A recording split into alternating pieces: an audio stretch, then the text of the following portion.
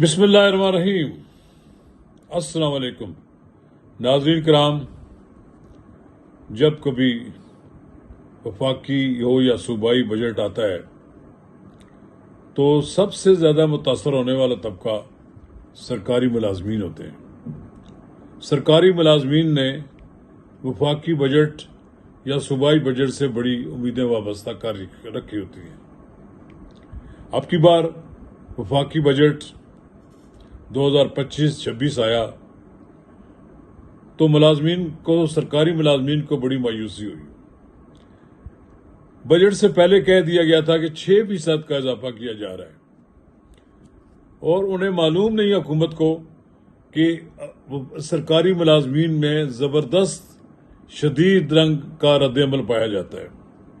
پھر یہ جب وفاقی کابینہ کا اجلاس ہوا تو یہ تنخواہ 10% کر دی گئی، پینشن میں 7% اضافہ کیا گیا ہے۔ یہ ایسا لگتا ہے کہ اونٹ کے منہ میں زیرہ۔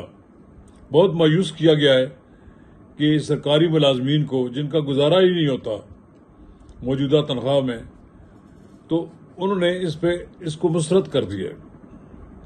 البتہ پراپرٹی ڈیلر جو مافیا ہے وہ اپنے مطالبات منوانے میں کامیاب ہو گیا ہے، پراپرٹی پر ریلیف دے دیا گیا ہے۔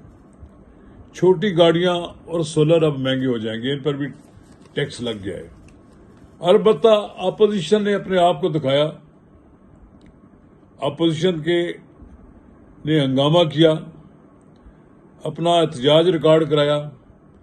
وہ ایک احتجاج نہ بھی کرتے تو بھی ان سے یہ توقع رکھنی تھی کہ وہ آج احتجاج کریں گے، کیونکہ یہ سالہ سال سے اب یہ روایت بن گئی ہے کہ اپوزیشن صدر کا خطاب ہو یا وزیر اعظم کا خطاب ہو، بجٹ ہو یا کوئی اہم موقع ہو، اپنا احتجاج ریکارڈ کر کے دنیا کو یہ بتانا چاہتی ہے کہ ہم اس حکومت کی پالیسیوں کو تسلیم نہیں کرتے۔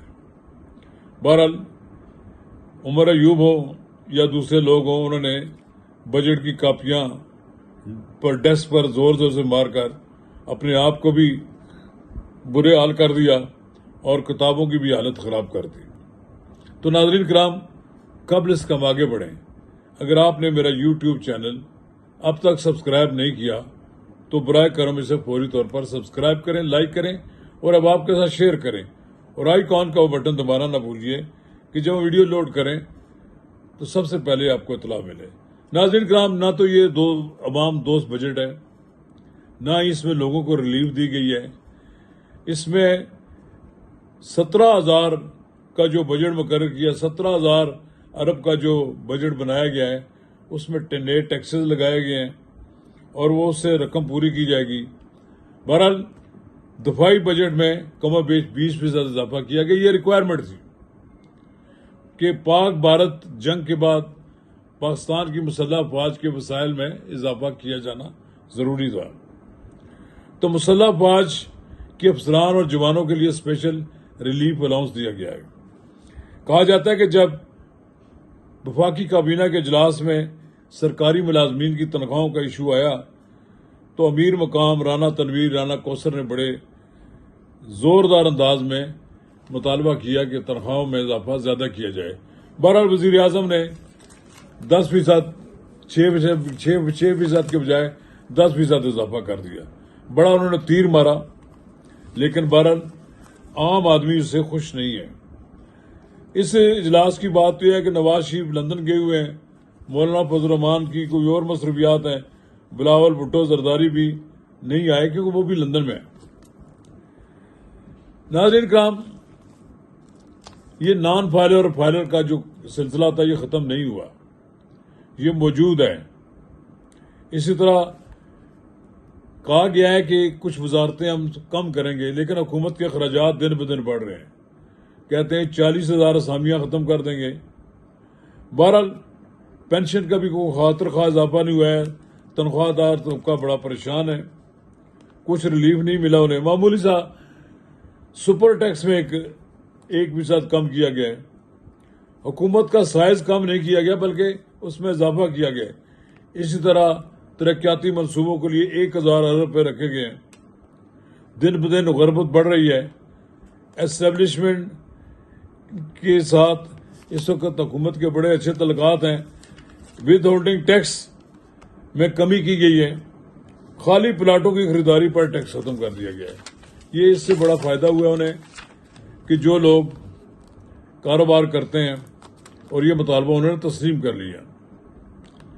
اب بات دوسری یہ ہے کہ 14,131 یہ ٹیکس کی وصولی کا ایک ٹارگٹ مقرر کیا گیا ہے، لیکن ایسا لگتا ہے کہ حکومت ٹیکس کی جو عدم مقرر کرتی ہے وہ پورا کرنے میں کامیاب نہیں ہوگی.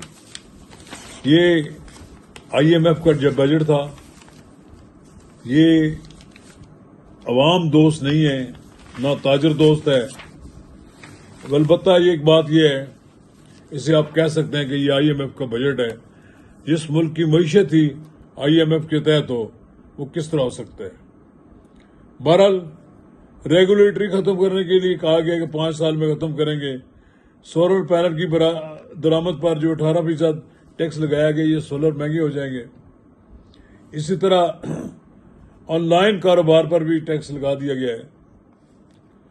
پراپرٹی آنرز کی لابی کامیاب ہو گئی ہے، ان کا پریشر ہوتا ہے. اس طرح اکاؤنٹ ہولڈر جو ہیں ان میں جو نان فائلر ہوں گے ان کے لیے اکاؤنٹ کھولنا مشکل ہو جائے گا.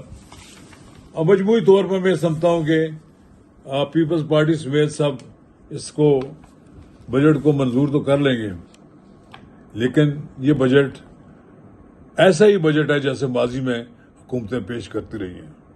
شکریہ.